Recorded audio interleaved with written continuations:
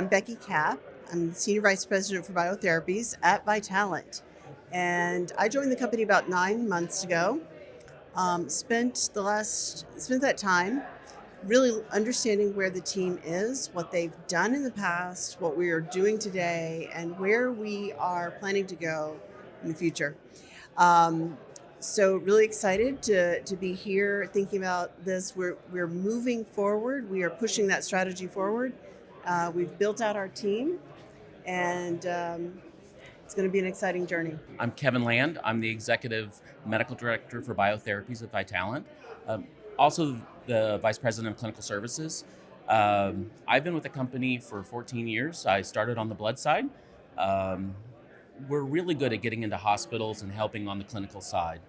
And we started finding places where the hospital said, hey, we can provide this care, but not this. Can you help us? And so over time, our company has developed HLA support, apheresis support, stem cell support, and we realized that there's some trends coming.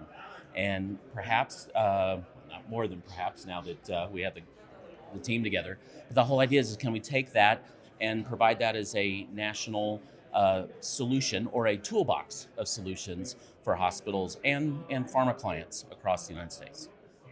It's about getting treatment availability in the communities near where the patients are. We have a history of working in that way in a blood banking environment where we're in the local community, the local hospital, supporting the patients where they need the help. This is a big gap, and you've heard the conversations at any number of sessions about 5 to 20% of patients having who are eligible having access to care. That means that 80 to 95% don't have that. So if we can bridge that gap even a little bit by providing the infrastructure support to hospitals, again, coming back to the meeting them where they are, we're not looking to replicate services. We need to be capital efficient, service efficient in this space.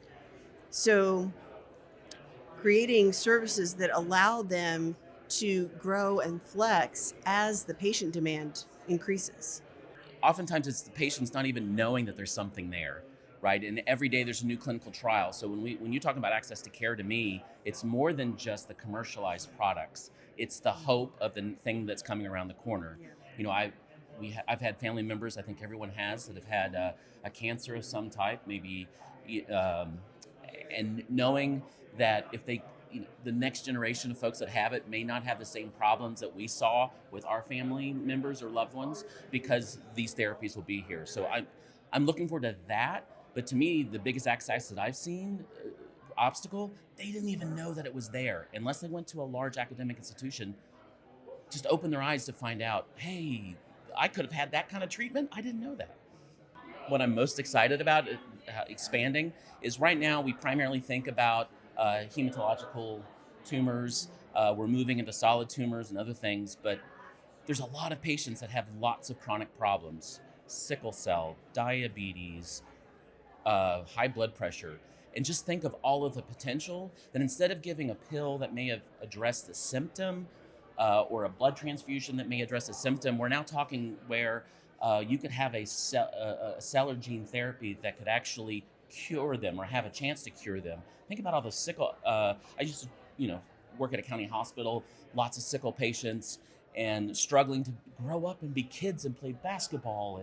And wouldn't it be great to see them not have to ever deal with those kind of acute crises because they're just being kids? That's what I'm most looking forward to. Well, and we saw some of that. It's not sickle cell, but with diabetes, the recent news with what we're able to do in that indication. But I think this is an opportunity to really reimagine what healthcare looks like, how it gets delivered, what kinds of solutions we offer. So much of our work along the way of pharmaceutical development has been around specific chemical compounds.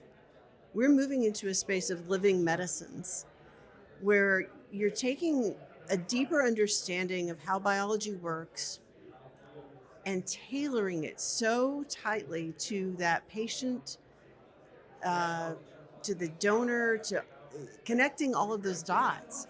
I think that's fantastic.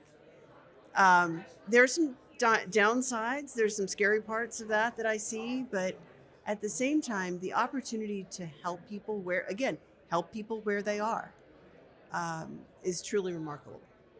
This is my first meeting on the Mesa.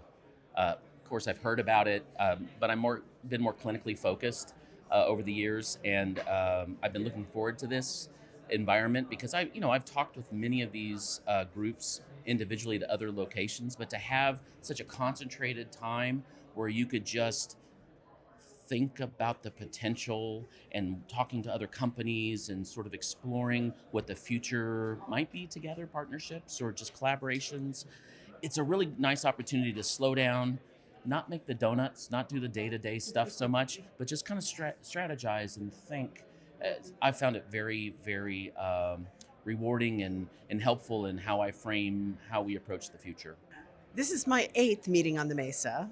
Um, but I have to say, I think it might be my best. I think it's been my favorite so far, discounting the weather.